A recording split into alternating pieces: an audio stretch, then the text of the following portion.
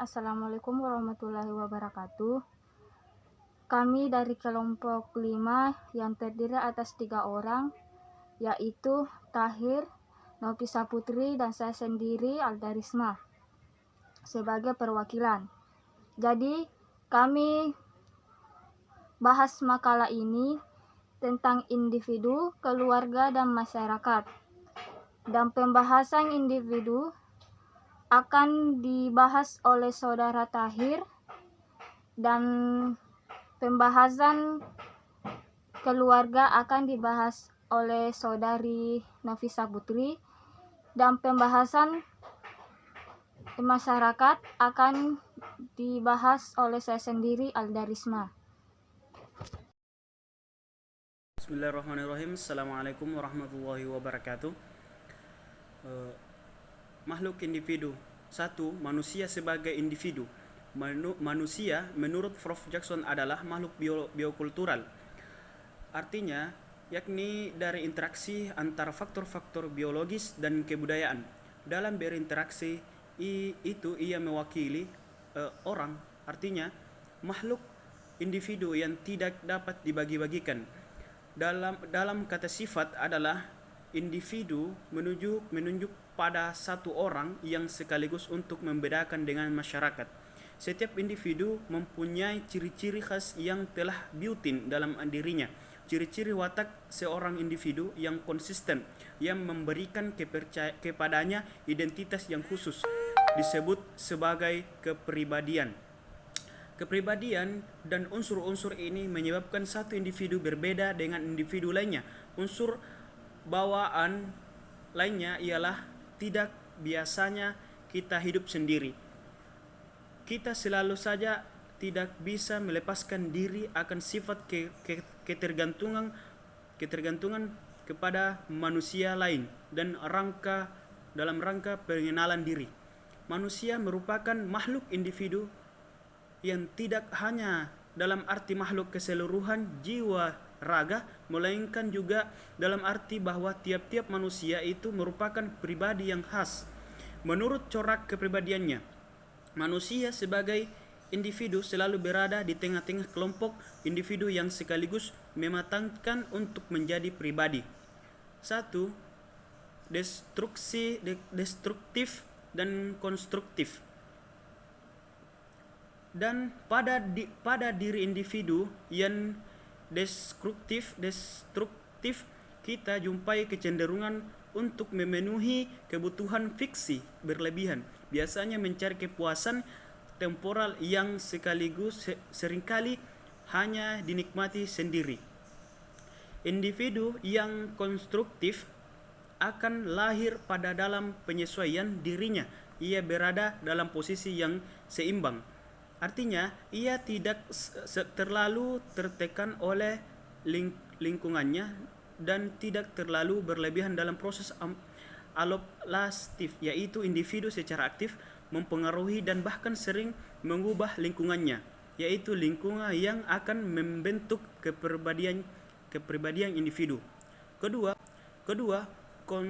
kompromistis dan anti-establishment.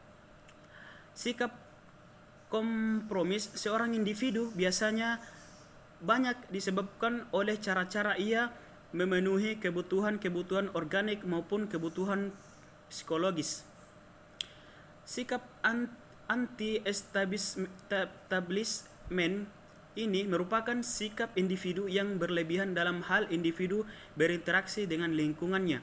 Hal ini sangat erat kaitannya dengan usaha individu dalam pencairan identitas diri yang bersifat psikologis. Yang ketiga, perkembangan individu.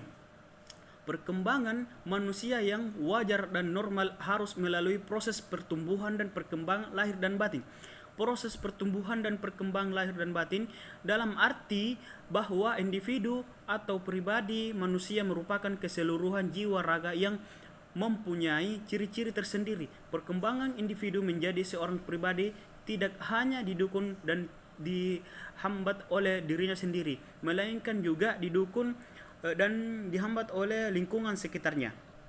Sebagai makhluk individu, Sebagai makhluk individu lain, sebagai makhluk sosial, manusia Indonesia harus mampu berinteraksi sosial dengan lingkungannya.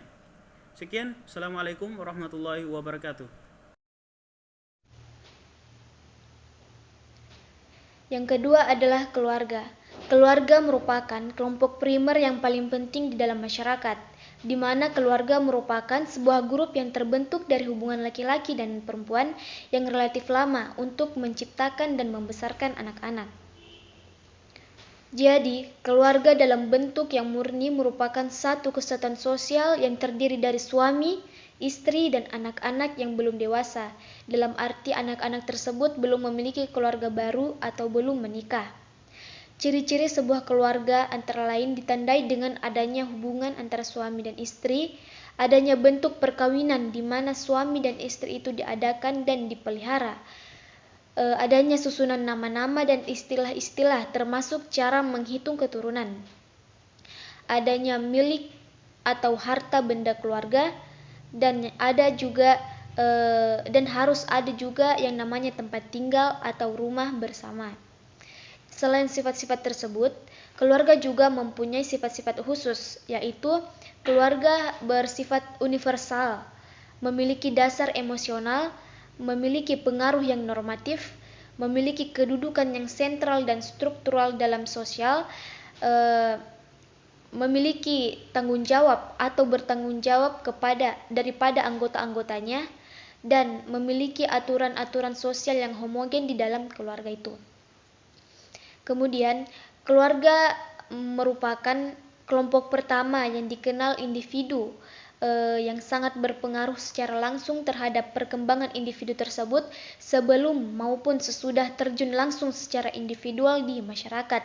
Adapun pengaruh keluarga terhadap individu yaitu keluarga hendaknya selalu menjaga dan memperhatikan cara pandang individu terhadap kebutuhan-kebutuhan pokoknya, baik yang bersifat organik maupun yang bersifat psikologis.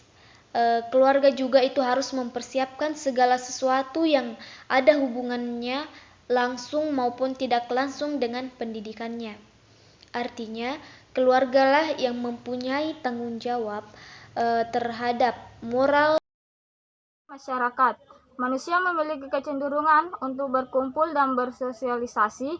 Individu berkumpul hidup bersama dalam suatu lingkungan tertentu dengan aturan tertentu atau tertulis maupun tidak tertulis. Terbentuklah masyarakat. Masyarakat terkecil adalah keluarga.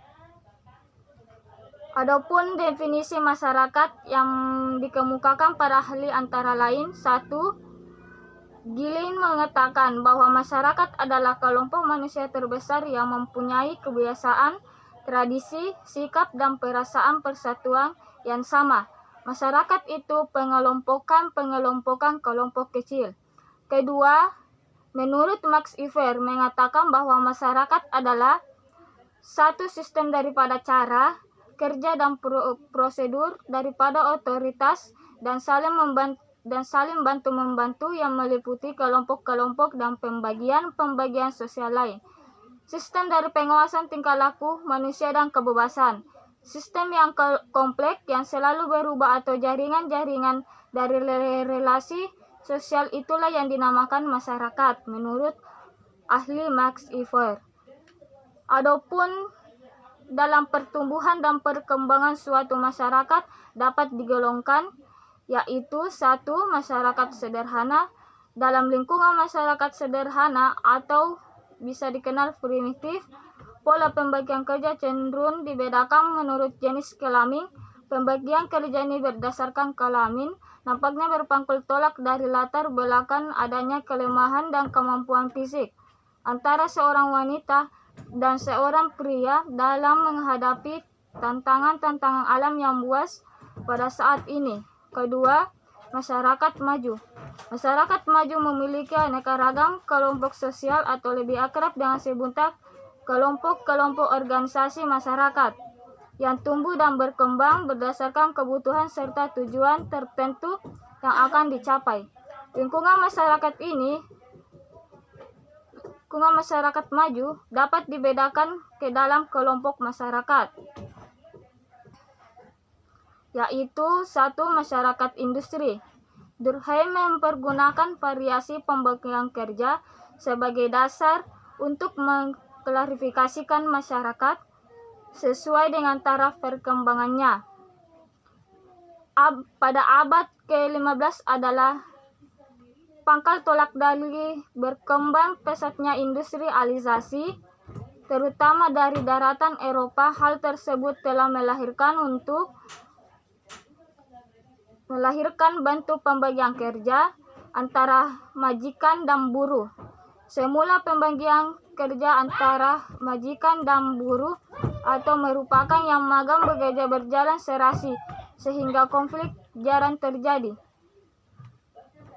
Laju pertumbuhan industri-industri membawa konsekuensi memisahkan bekerja dengan majikan. Majikan sebagai pemilik modal monopoli posisi-posisi tertentu sehingga menimbulkan konflik. Kedua, masyarakat non-industri. Masyarakat non-industri dapat digolongkan menjadi dua golongan, yaitu kelompok primary group dan 2 kelompok secondary group. Kelompok primer, dalam kelompok primer interaksi antara anggota terjalin lebih intensif, lebih merata, lebih akrab. Kelompok primer ini juga kelompok factophage group sebab para anggota kelompok sering berdialog bertatap muka, karena itu saling mengenal lebih dekat, lebih akrab. Sifat interaksi dalam kelompok primer bercorak kekeluargaan dan lebih berdasarkan simpati. Kelompok sekunder terpaut saling hubungan tak langsung formal, juga kurang bersifat kekeluargaan. Oleh karena itu, sifat interaksi dan pembagian kerja antara anggota kelompok diatur atas dasar pertimbangan rasional dan objektif. Para anggota menerima pembagian kerja atau pembagian tugas atas dasar kemampuan keahlian tertentu di samping dituntut dedikasi. Sekian dan terima kasih. Assalamualaikum warahmatullahi wabarakatuh.